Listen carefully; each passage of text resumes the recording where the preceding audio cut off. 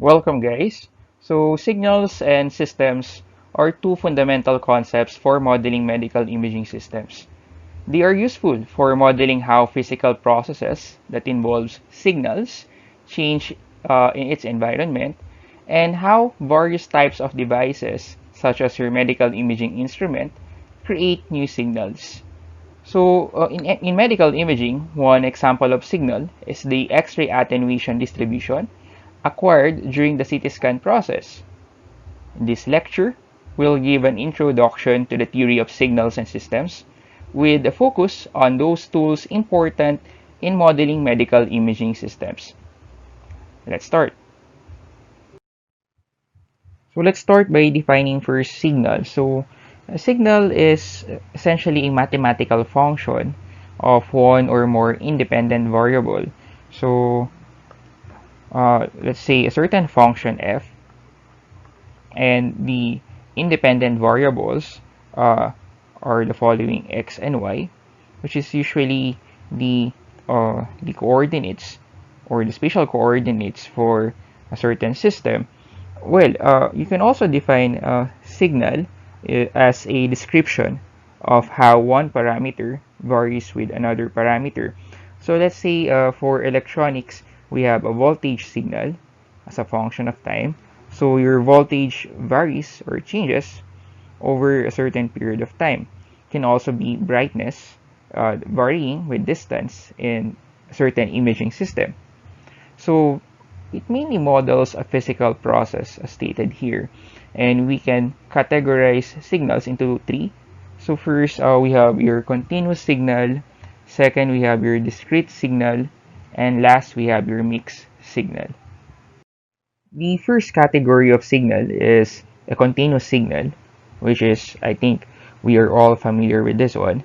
A continuous signal is mainly a function of independent variable that range over a continuum of values. For example, in medical imaging, so let's see for CT scan or computed tomography, we have a distribution of your X-ray attenuation.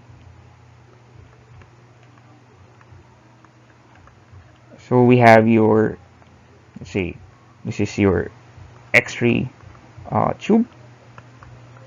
Then we have your area of detector here.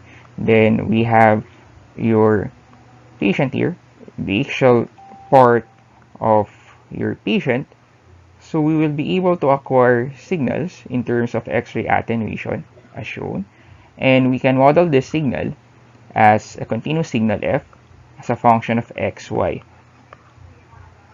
So these two independent real valued variables x and y represents the two spatial dimension of the body of the patient.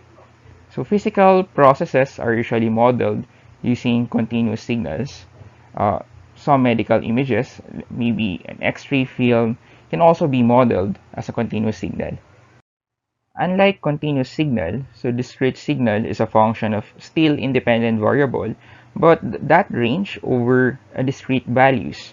So these signals can be used to model physical processes that naturally occurred as discrete values.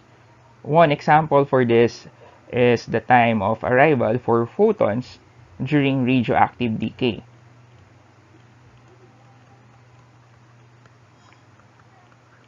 So we have here discrete sequence of arrival times that is considered intrinsic discrete signal. Discrete signal can also be used to represent continuous signal. So let's say we have a certain function here. So let's say this is voltage.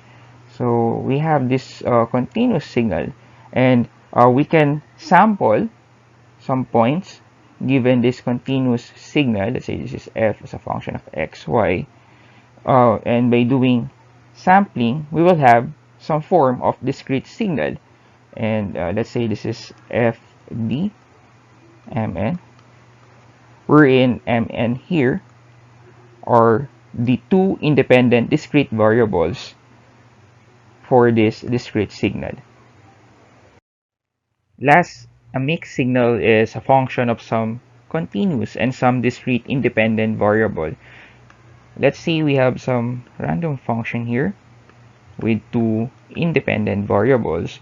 So one variable, let's say your x, can be continuous in nature, then one independent variable y is discrete in nature. This signal, in terms of medical imaging instruments, can be seen in CT, which we will discuss later in class. Let us now define systems. A system is any process that generates an output signal in response to an input signal. Let's try this continuous signal. So I will define this as signal x as a function of time. This will be the input signal for this certain continuous system. Then this continuous system will have an output of a continuous signal as well. So let's say this is y as a function of time. So the example for this scenario is an analog electronics.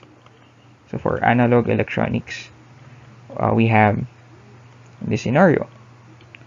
So let's say we have some discrete signal as illustrated here, x. And so this is a discrete signal.